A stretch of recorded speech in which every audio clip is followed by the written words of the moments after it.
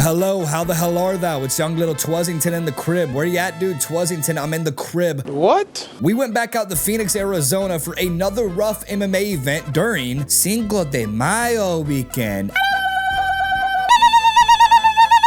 And if you watched the last RUF vlog, then you already know how these weekends usually go. Weigh-ins Friday, fights Saturday, and somehow me once again completely alone in Arizona making horrible decisions at 1:30 in the morning. Come on now, dog. Come on, man. Sugar Sean O'Malley in the building. UFC heavyweights like Waldo, Cortes, Acosta, former UFC fighters like my guy Marcus McGhee, Tim Welch, and the Red Hawk Academy guys taking over the card. And honestly, some of the craziest nightlife I've seen in a minute. Women. And the biggest storyline coming into RUF 68 was once again Ezra Elliott. Oh, shit. Here we go again. The 25-year-old stud trains under Tim Welch at Red Hawk Academy here in Phoenix alongside Sean O'Malley and came into the co-main event with a perfect 6-0 record, with every single one of his wins ending in the first round. And just like Sugar Sean O'Malley said at the event, these local pro fights look way too easy for him. He's UFC ready right now. Is he someone you believe is UFC ready like right now? 100%. He shouldn't be fighting at these amateur shows or these local shows. He's ready for the big show. He finished his opponent who came over from bare knuckle fighting in the first round again. That was easy. And looks like he's right on the doorstep of Dana White's Contender Series. And honestly, the entire Red Hawk Academy gym just feels different. FBI, open up!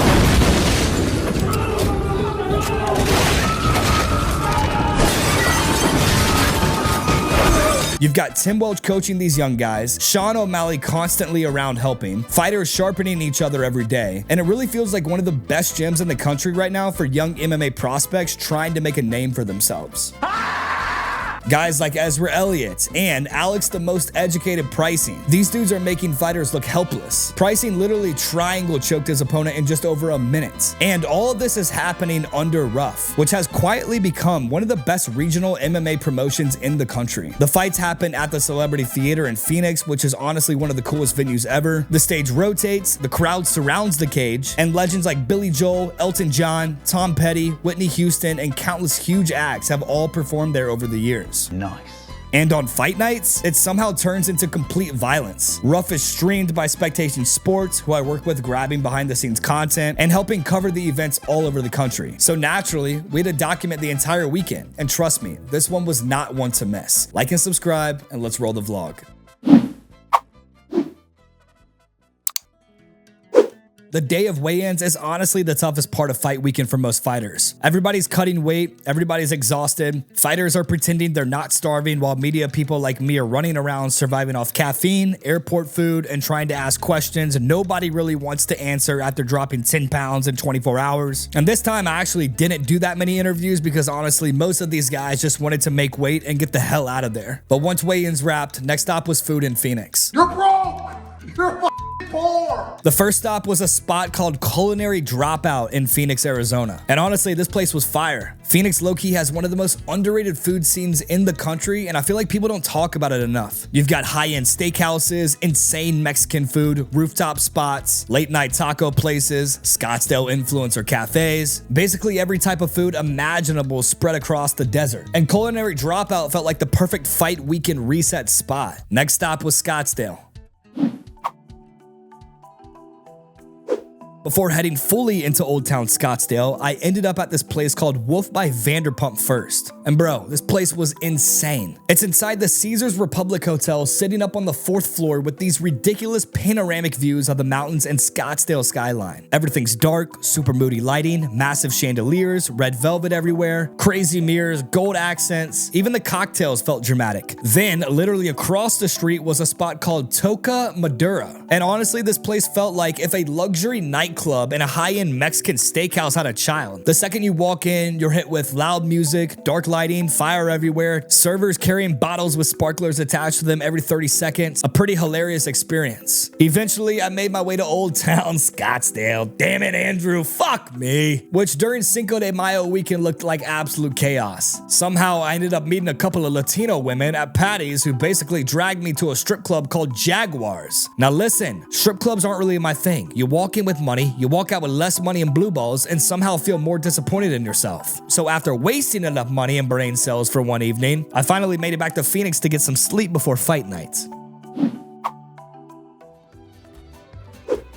the next day. And let me tell you, the next morning I felt like shit. But fight night waits for nobody, and I had to lock in and get ready to go to RUF 68. Fight day officially started around 4 p.m. And honestly, at this point, these RUF weekends are starting to become routine for me. I get to the venue, make sure my laptop and phone aren't about to die on me, dump footage, charge batteries, grab cage side credentials, and mentally prepare for complete chaos over the next 7 hours. Once I got settled in, I headed downstairs where fighters were already warming up backstage. And that's always one of the coolest parts of these events to me. You've got some guys completely silent, locked into fight mode, other dudes shadow boxing in hallways, coaches wrapping hands. The energy backstage before fights feels like controlled anxiety. Then, right before the event officially starts, all the fighters gather together for the pre-fight rules meeting. And then around 7 p.m., the lights dimmed, the venue completely filled up, and RUF 68 officially started. So naturally, I spent most of the night cage side grabbing content and trying not to get hit by flying sweat, blood, or mouthpieces. At one point between fights, I got a chance to catch up with Sean O'Malley for a few minutes. We talked Ezra Elliott, the fighters coming out of Red Hawk Academy, how insane this gym has become for young prospects, and Sean's upcoming fight at the White House. Sugar Sean in the building, baby.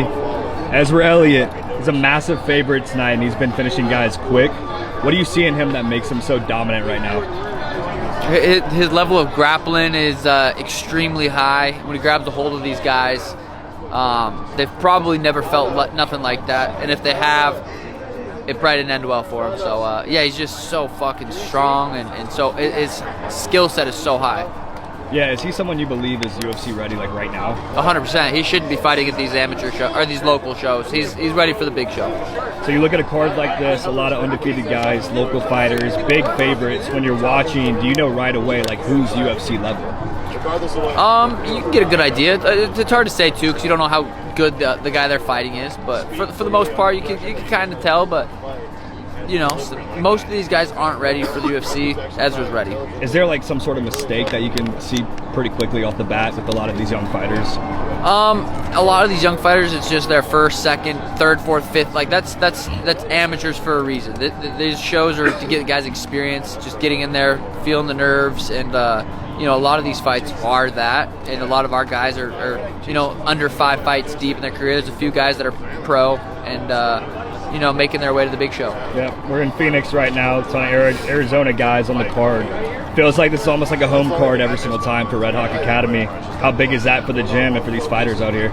It's massive. I mean, this experience they get actually making the weight cut, making weight, making the walk, having the jitters, like all that is plays such a big role to once you actually get in the UFC, you know, you can deal with that. So being able to come on these cards every 3-4 months is huge for these guys. Yeah, you get back in the win column earlier this year. Congrats on that fight, man. Thank you. Where do you feel like you're at in your career right now?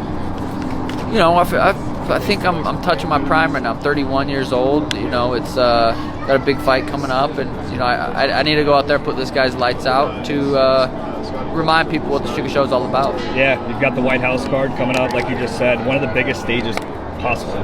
Do you see that fight as a step back to the belts or more of a moment to remind people of who you are?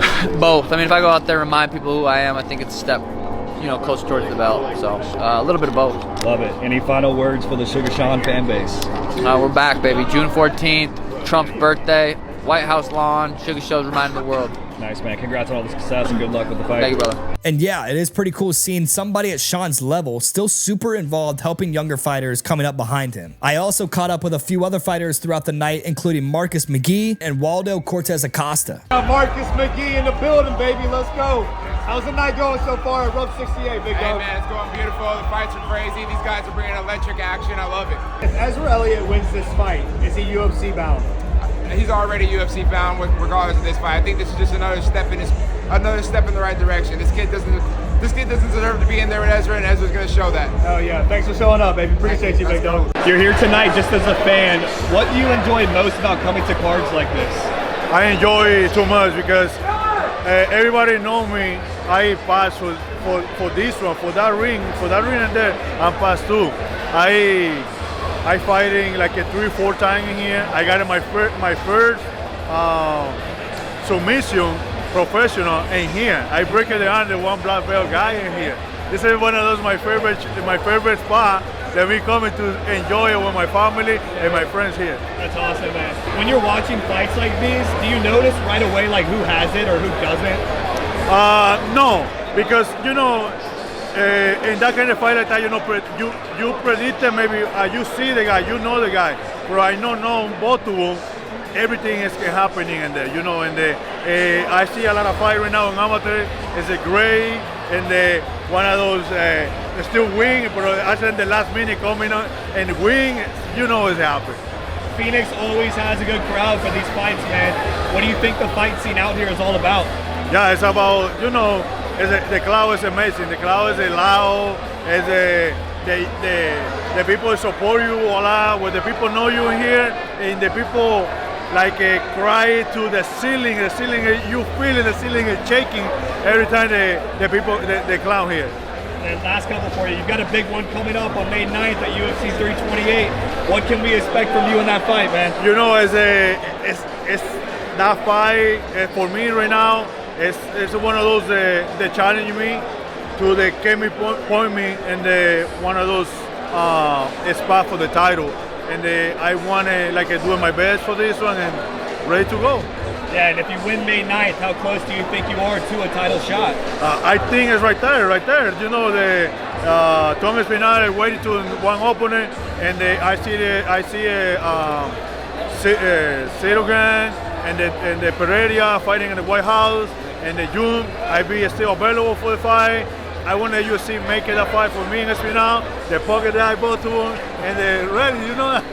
Hey man, congrats on all the success and good luck on your next fight, brother. Yeah, thank you, sir. But honestly, the biggest storyline coming into the entire night was definitely Ezra Elliott. Across from him was a guy named Ashton Caniglia, a veteran with real experience and submission skills who's fought all over the Midwest regional scene and even crossed over into bare knuckle fighting recently. Young undefeated killer against a guy trying to completely ruin the hype train. But honestly, it didn't even matter because Ezra went out there and once again made a professional fight look way too easy. First round finish again. At this point, Dana White's Contender Series feels inevitable. And backstage after the fight, you could kind of feel everybody thinking the same thing. This dude's probably not going to be fighting regional cards much longer. And then, of course, was this guy named Alex, the most educated Preissing, who basically did the same thing. Triangle choke, 1 minute, fight over. These Red Hawk Academy dudes are just different. And realistically, I think that gym has quietly become one of the best places in the country right now for young MMA fighters trying to build their names. 7 hours later, fight night ends, the fights are over, the camera rolls completely full, and just like that, another rough weekend in Phoenix was in the books. Every time I come out here, these weekends somehow get crazier. Big fights, good people, complete nonsense at night. But that's just what makes these trips memorable. Shout out RUF, shout out Spectation Sports, shout out to all the fighters, trainers, and coaches, and everybody we met throughout the weekend. And Phoenix, I have a feeling I'll be back way sooner than I probably should. Like, subscribe, comment, and we'll see you guys same time next week.